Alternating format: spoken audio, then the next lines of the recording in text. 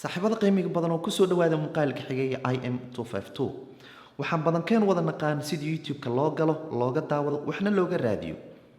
balse soo kuma fiicna in aan si xirfadaysan wax uga raadino YouTube-ka si uu inoogu soo saaro kaliya muuqaaladan u baahanahay daawashadooda oo uusan inoo soo xulin waxa uu doono kaliya muuqaalkan waxa aan daah kaaga qaadi doonaa farsamooyin dhowr ah oo aad u baahan karto marka aad YouTube-ka wax ka baarayso aan ku raaciyay farsamooyinkan waxaad ku adeegsan kartaa kombiyuutarkaaga iPhone-kaaga ama telefoonkaaga Android-ka noocu doonaba ha noqdee aan isku soo laabano ilbiriqsiya kadib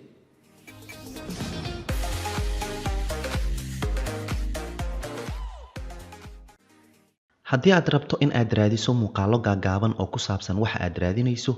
kaliya waxa aad raadinayso qor hakad qor raaci ereyga short waxa uu YouTube-ku ku keenayaa muuqaalada aad dalbatay oo dherer ahaan la eg 4 daqiiqo ama ka yar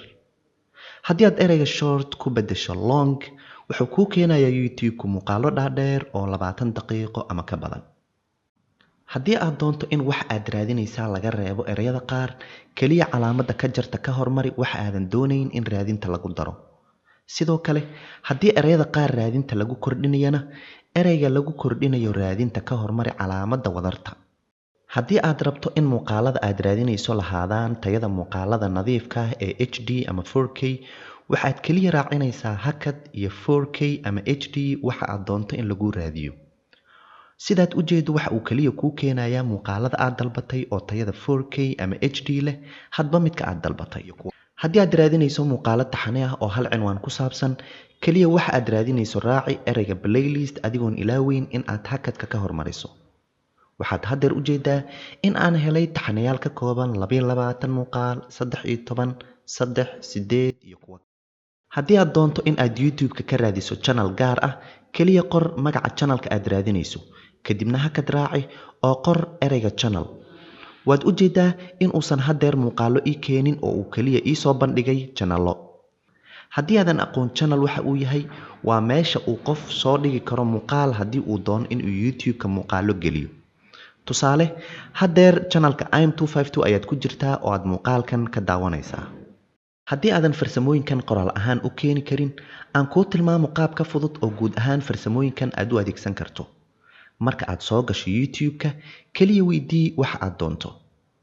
marka uu natiijooyinka kuu soo saarana ereyga filter ee qaybta sare midig xulo